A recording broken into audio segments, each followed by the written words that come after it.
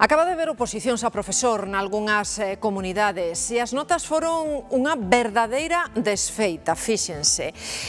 Nas comunidades lindeiras a Galicia, por exemplo, en Castela e León suspenderon máis do 80% dos aspirantes, un 83%. En Asturias, máis do 60%. E máis, ali, un tercio dos aspirantes sacaron directamente un 0. Por qué?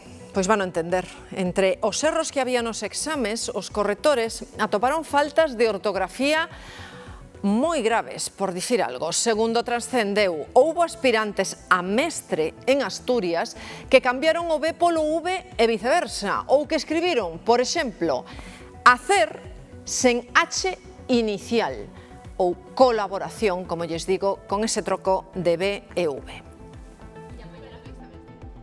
Confundir o porqué co porqué, esquecer un til ou dubidar entre unha letra ou outra son erros máis habituais do que pensamos. Pero que pasa cando quen escribe é un mestre?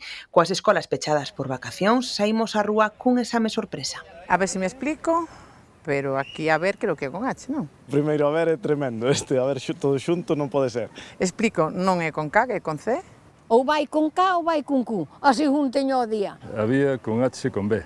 Un exame que abre o debate. Por que escribimos cada vez peor? Os acentos non poño ningún, por despiste. Por ir andar correndo tanto, ir co móvil correndo, a min o que me fastidiou foi moito o móvil. Lemos menos, temos a vida apreta e temos menos tempo para ler. La gente que utiliza muy poquitas palabras, o sea, letras para escribir, a mí eso me pone de los nervios, ¿sabes? Un relaxamento na escritura que choca radicalmente con como se aprendía antes. Muchas fotos estaba xa fora, estaba suspenso. Tenía 8 años, nos dijo el maestro que por cada falta nos daría un palo con la vara que tenían en los dedos así. Y yo me acuerdo que a ese dictado hice 10 faltas.